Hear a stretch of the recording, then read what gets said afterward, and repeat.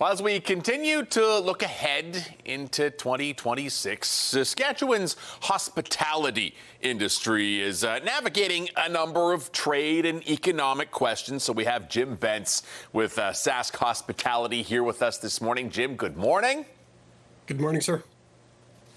Well, I guess let's talk big picture to start. How would you, how is the outlook, I guess, for the sector as we head into a new year? Well, when we look at 2025, we were really encouraged by the numbers that we saw, the increases in vacations and tourism dollars that stayed in Saskatchewan and stayed within Canada. And when we take those numbers, the positive numbers of 2025, and stretch them into 2026, I think we're looking at a really robust year next year. And we're, again, very, very encouraged by what we're seeing as far as tourism sentiment. Okay, so I mean, we've been dealing with ongoing uncertainty, but along with that, maybe some new opportunities emerging. So how are these changes that we've had to navigate affecting the industry here?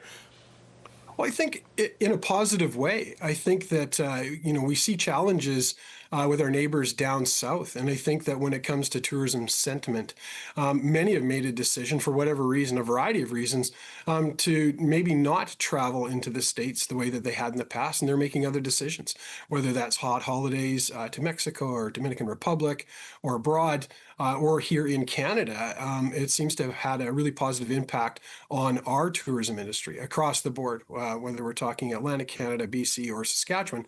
We're seeing those numbers increase, as well as we're seeing a significant decrease of travelers, of course, into the United States. But we've also seen an increase of American travelers coming to Canada. So these are all positive pieces. And even the Canadian dollar compared to the American dollar, it makes it quite attractive for Americans to come to Canada. So again, those are all things that sort of swirl together in a positive way for us here in Canada and Saskatchewan. Oh, okay, so the numbers are looking up. What about changes in costs, supply chains, and things like that? Are those starting to see some light at the end of those tunnels? Well, I'm not so sure. The jury is still out. Certainly, the recent announcements with our agreements with China are positive from an ag perspective. Also, from a tourism perspective, there was essentially an embargo, if you want to call it that, on Chinese travelers coming to Canada. That's been lifted in the last little while. It hasn't gotten much notice, but that's important. When it comes to the costs of goods, when we look at our food and beverage industry, it's going to be a difficult year, and we know that with escalating prices.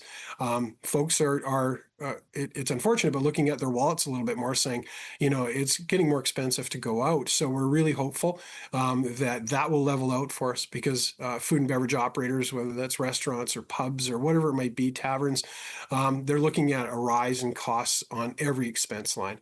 And so there were some pretty stark numbers last year around restaurant closures. They're anticipating that it's going to be another difficult year for that industry.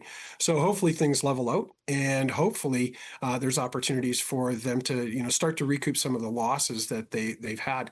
In the food and beverage industry, many are just breaking even, and there's a large percentage that are underwater. So we got to buckle up, and hopefully you and I can take our families out a little bit more and visit our favorite restaurants.